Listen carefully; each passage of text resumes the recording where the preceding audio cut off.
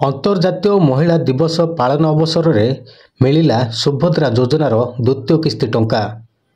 ଆଜି ସନ୍ଧ୍ୟା 6 ଘଣ୍ଟା ସମୟରେ କେକ୍ କାଟି ଅନ୍ତର୍ଜାତୀୟ ମହିଳା ଦିବସ ପାଳିଲେ ଗଜପତି ଜିଲ୍ଲା ମୋହନା ନାରାୟଣନଗରର ମହିଳାମାନେ। ଏହି ଅବସରରେ ସୁଭଦ୍ରା ଯୋଜନାର ଦ୍ୱିତୀୟ କିସ୍ତି ଟଙ୍କା ପାଇଥିବାରୁ ମହିଳାମାନେ ବେଶ୍ ଖୁସି ବ୍ୟକ୍ତ କରି ମାନ୍ୟବର ମୁଖ୍ୟମନ୍ତ୍ରୀ ଓ ଉପମୁଖ୍ୟମନ୍ତ୍ରୀଙ୍କୁ ଧନ୍ୟବାଦ ଜଣାଇଛନ୍ତି। ସରକାର ମହିଳାମାନଙ୍କୁ ସଶକ୍ତିକରଣ କରିବା ପାଇଁ ସୁଭଦ୍ରା ଯୋଜନାରେ ଆଜି ହିତାଧିକାରୀଙ୍କ ଜମା ଖାତାକୁ ଦ୍ୱିତୀୟ କିସ୍ତି ଟଙ୍କା ପଠାଇଛନ୍ତି। ପ୍ରଥମ କିସ୍ତି ଟଙ୍କା ପାଇବା ପରେ କିଛି ମହିଳାମାନେ ସିଲେଇ ମେସିନ୍ କିଣି ସିଲେଇ ମେସିନ୍ ଦୋକାନ କରିଥିବା ବେଳେ ଆଉ କିଛି ମହିଳା ଧୂପକାଠି ତିଆରି କରି ମାର୍କେଟରେ ବିକ୍ରି କରି ଲାଭବାନ ହୋଇଛନ୍ତି। ତେବେ ଏହି ଦ୍ୱିତୀୟ କିସ୍ତି ଟଙ୍କା ପାଇବା ପରେ ଟଙ୍କାକୁ ସୁବିନିଯୋଗ କରି ଆଗକୁ ରୋଜଗାରକ୍ଷମ ହେବା ସହ ନିଜ ପରିବାର ପୋଷଣ କରିପାରିବେ ବୋଲି ଆଶା ରଖିଛନ୍ତି।